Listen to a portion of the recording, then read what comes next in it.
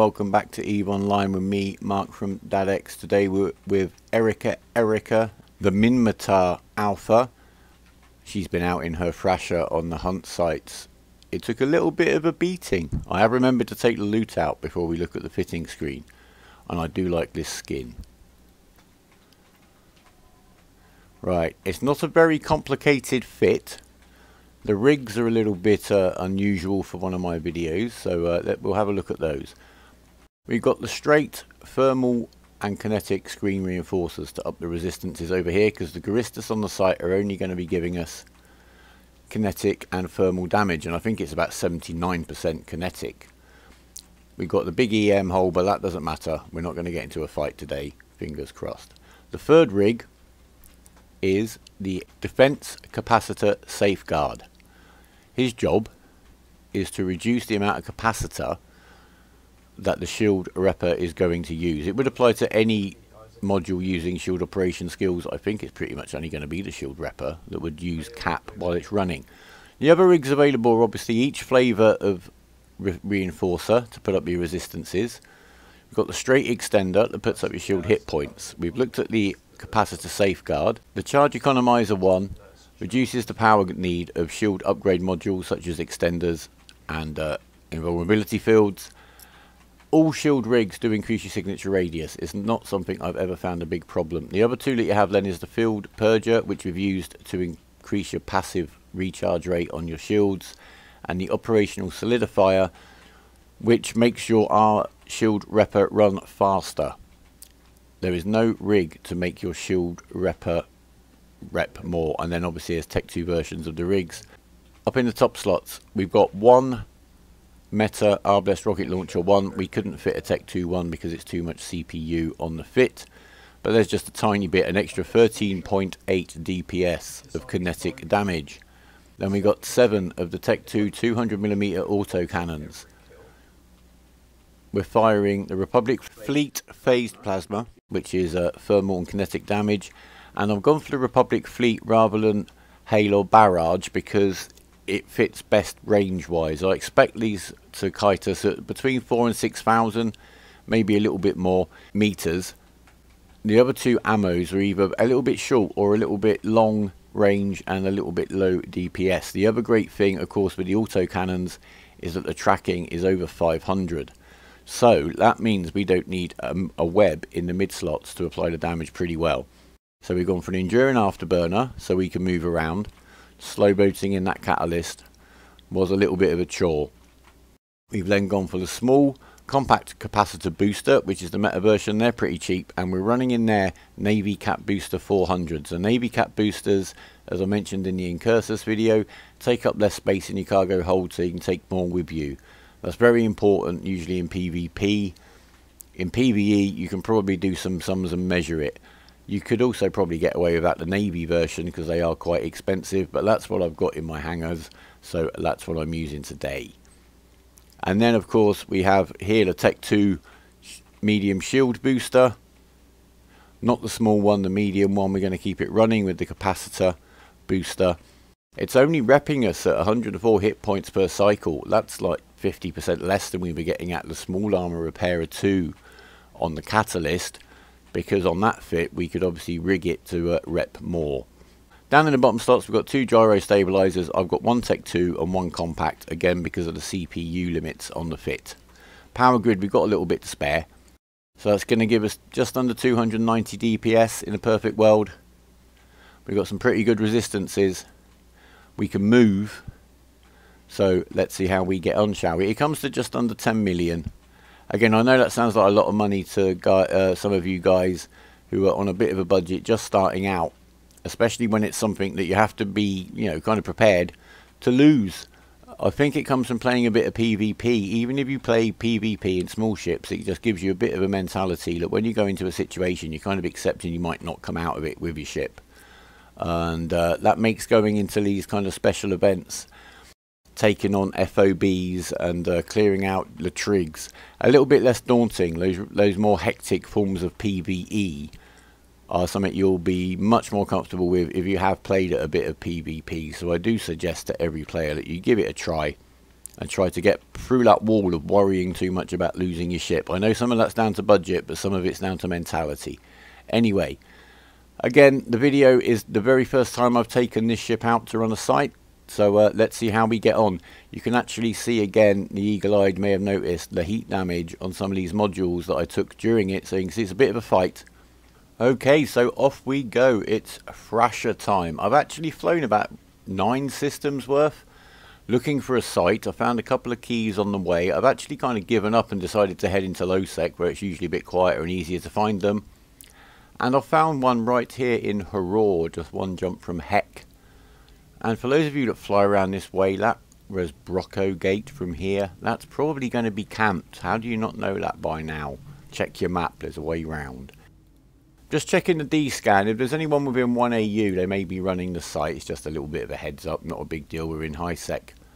And I'm checking that I've got a key. I have had one site, it kind of ate the key. I definitely had one when I went into it. I've got it recorded. By the time I'd got to the gate, try and go through it, I didn't have a key. Very mysterious. Only happened once. So we won't hold it against anybody, shall we? Right, we're in. We're locking everybody up. We need to get moving as quickly as possible.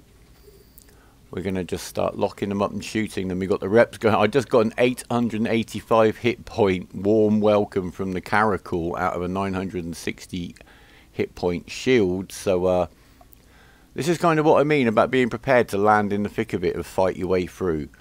So we're repping. We can rep and rep and rep. I'm running the 400 cap boosters on this fit.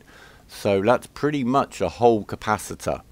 I do use the first couple too early because I adjusted the fit along the way and remembered I had a 800 gigajoule capacitor and it's only about 600. But I notice and make the adjustment. So we're going to close in on the Caracal, take him down quickly. And as usual, as the wave diminishes as you kill them, the DPS coming in gets a little bit more manageable. But you see, I'll take another big whack there from the Caracal. I'm assuming they're firing light missiles, so their rate of fire is pretty lousy, but when they do get good application on you, you feel it. So we did there a couple of times, but we're still going strong and we're more than alive. We're controlling the module, so we're not over-repping. The Afterburner just stays on the whole time.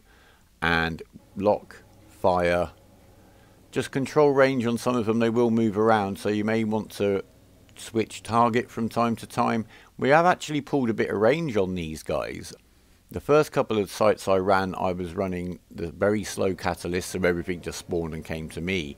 But because I am moving around a lot more here, I am getting quite a bit of space between myself and the rats. So it makes it a little bit easier going. They're not mobbing me instantly. So we're in control. One by one they die. There's one I've forgotten to target. No worry, we'll get to him now. I do like the Thrasher in general. It's a nice ship. It gets a flat 50% optimal range bonus, which is great, but then per level of Minmitar Destroyer, you're getting bonuses to just straight damage and tracking speed, so that's great. That's just killing stuff quicker. And in this configuration, it's tanking like a good one. I'm very happy with it. And with the Tech 2 guns, micro warp drive and a passive tank, that it is a great cruising ship just for getting into low sec and taking down those big fat juicy clones. And seeing what other mischief you can get yourself into. Here's the next spawn. We've got a Blackbird. I'm going to go for the Blackbird first. I'm going to get in closer. He's going to ECM us. You can see the icon in the middle. That isn't actually jamming us. That just means he's locked us and he's running his ECM module on us. When it gets a red circle going around it, it's actually jamming us. However, it can never stop us from locking him. So if you are getting jammed out, just go and kill the thing that's jamming you. That is how you get around that one. And he did get a jam on us right before we killed him, so I need to relock the 2 destroyers and let them take their turn at getting taken down by us. Look at us. This is almost relaxed now. Obviously, the more sites you run, and this is probably the 10th one I've run so far, the more you know what's coming, the more kind of in control you feel. The first couple of times, wow. You know, it took me by surprise. The first site I went onto, I didn't even know about the keys. I just thought I had to keep killing stuff forever. I had the idea in my head you had to destroy the structures that look like eggs to open the gate or get something out of them to get through the gate. But obviously that wasn't the case. And I have lost 3 catalysts when I was messing about right at the beginning. 45 million's worth. But I think over those 10 sites I've made about half a bill. and they're all just in low sec here around the Dodixie area and in high sec, and I found no variation in the loot between the two. Of course the loot does vary to a great degree from site to site, but I definitely haven't seen anything matched to a security status. So this is the last wave now, nearly done. The EWA looks absolutely lovely on us. I do like the effects. By the way, I do get the occasional comment about the resolution I play in, particularly with regard to the window sizes. I run it in this resolution basically so it's easier for guys at home to see what I'm doing and keep track of what I'm talking about. I use shortcuts when I need to. If I don't really need to use shortcuts, I'll just point and click so everyone can follow along. I think that's just a useful way of doing it. But don't get me wrong, I'm not losing a hull over demonstrating something. I'll be using every shortcut and trick I know if it comes to the crunch. Let's get into the last room. Now I have actually overheated the Repper from time to time in that first room. I forgot to mention it. That Repper will overheat a lot slower than your guns do. You need to obviously keep an eye on it, but you can also leave it running overheated a lot longer. And here we go, I'm preheating the weapons and the Repper before we get into this room. We're back to 1 time speed for this little fight, because it doesn't last long anyway, so why not? So I'm going to try and get an orbit on him at 1000, prop mod going, everything running, everything overheated. I don't think the fight's going to last long enough for us gun to burn out, but we are going to keep a look on what's going on. And we're getting through his armour, we're getting through his hull, we're doing okay. The biggest hit was one of the first ones from him again. I think it's when you're slow as you're getting up to speed on grid that you're most vulnerable. The loot is awful, 2 million. What can I say? It's a dice roll. I've had way more sites with geckos in, again in high sec or low sec, than I have with rubbish loot. I think I've had this one with 2 mil. I've had one with about 3.5 mil. I think the next lowest was probably about 35, but most of them have been at least 50 plus, and a good few of them over 100. But on the way back, Eve Karma does have a habit of providing, and I've spotted a blue wreck and I've gone over and flown to it, and there you go. Somebody's abandoned a cruiser wreck out there by the station, and I've just picked up over 3 million. I've actually got more loot from that on the way home than I did from running the site. So all told, my little trip provided me with about 6-7 million ISK.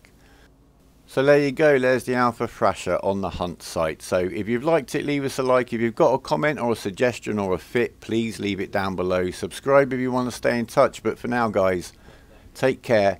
Fly safe, remember even is believing, and goodbye.